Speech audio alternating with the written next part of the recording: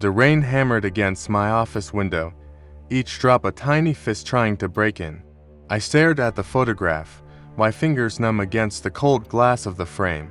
It was me, maybe 7 or 8 years old, grinning with a missing front tooth, holding a bright red tow car.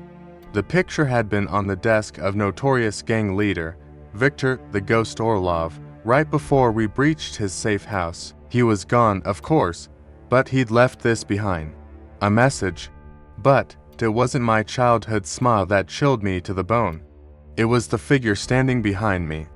Tall, dressed in a dark, ill-fitting suit.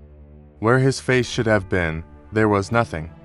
A smooth, terrifying blankness, like an unfinished mannequin.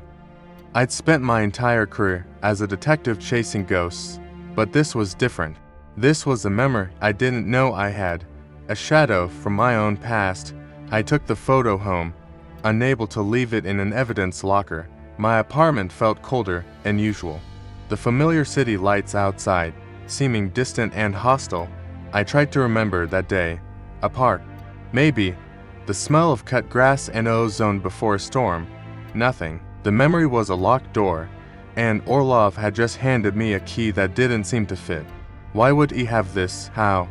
I sat in the dark, the photo on the coffee table, its blank-faced sentinel staring up at the ceiling. The question swirled, a vortex pulling me under. Was this a threat? A warning? Or was it something else? Something much older and more personal? I'd always felt like something was missing from my childhood. A blank spot in the film reel of my life. Maybe this was it. A floorboard creaked in the hallway. I froze, my hand instinctively going to the service weapon on my hip. Probably just the old building. Settling, I told myself to relax, that my nerves were shot from the raid, but the feeling of being watched was overwhelming, a physical pressure on my skin.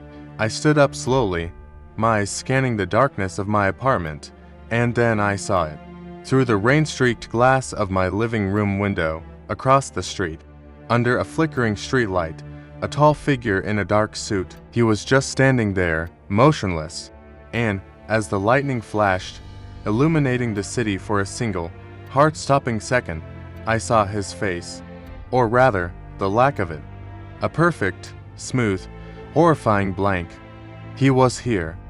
The man from the photograph was outside my window, and he was looking right at me.